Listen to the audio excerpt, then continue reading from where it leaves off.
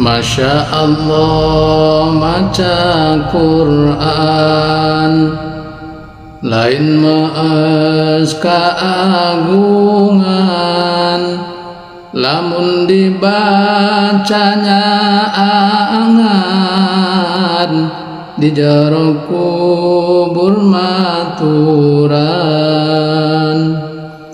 di kiamanya paatan kaanu gaduh bacaan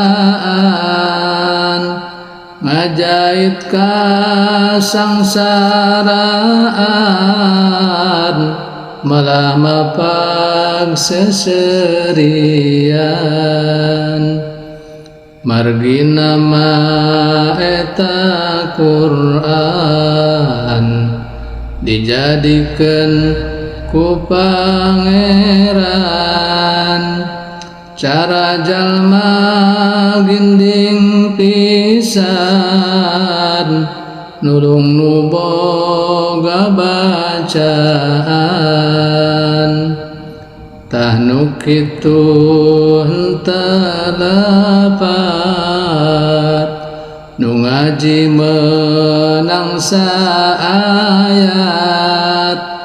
di kiamah menang rahmat kitu menurut hadis telepat deui ari maca Quran ibadah utama pisan di hari kiamat aman bagja teu meunang hisaban teu papanggi kakagetan kasienan karewasan ditempatkeun ku pangeran di gunung kastori aman margi ahli Quran katela disebut ahlina Allah ngagungkeun ahli Quran teh sasat ngagungkeun ka Allah jeung tangtu ku Gusti Allah di pasihan tempat ngeunah di surga teh tempat ngeunah kitu hadis Rasulullah.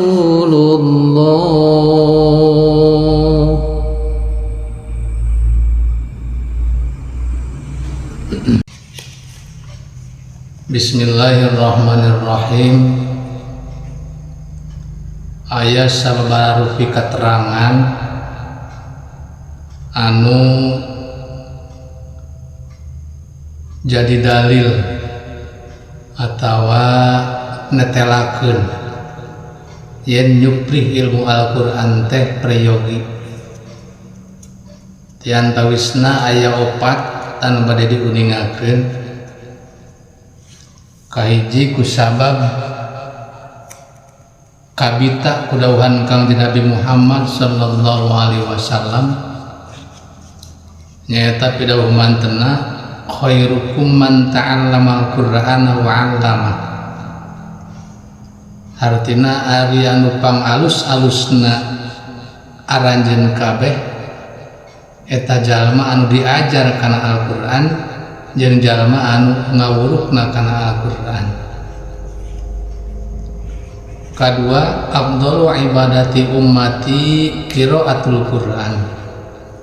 Artosna ari pang utama-utamana ibadah tidengrengan umat kami eta maca Al-Qur'an ba'dal faraid sabada ngalaksanakeun fardu.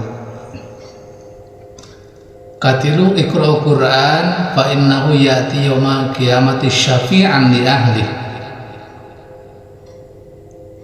baca ku anjeun Al-Qur'an, maka sanyana Al-Qur'an bakal datang dina poe kiamah baris nyapaatan ka ahli Al-Qur'an.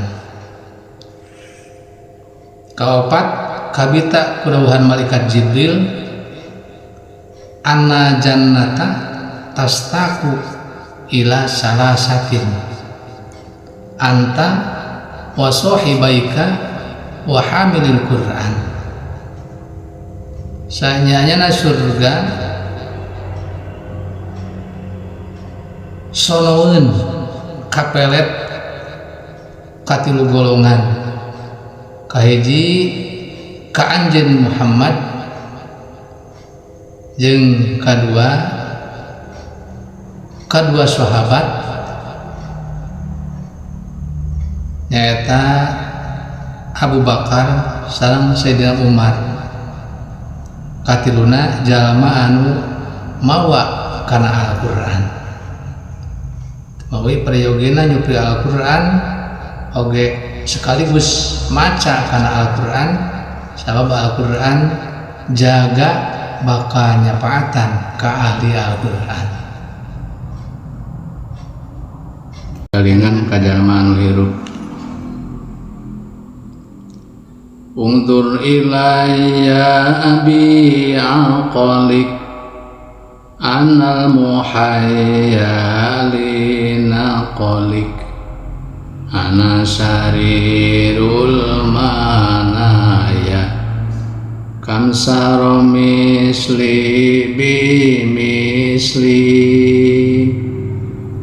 palikirku akal anjeun kami anu dicawiskeun pikeun mindahkeun aranjeun ka tempat pikakeungeun logodor ti lawang lembur digotong kuno hirup jol ka pinggir kubur barang jol kubur teh ngomong ngabetakeun jeung susumbar tak geuning ayeuna maneh jol ka beuteung aing mani basa keur hirup mah ning cakantong aing wa mola suka bunga seri sukan-sukan kami minang kakatilna nu maraot sadayana bangsa anjeun biasana ku bangsa kami pindahna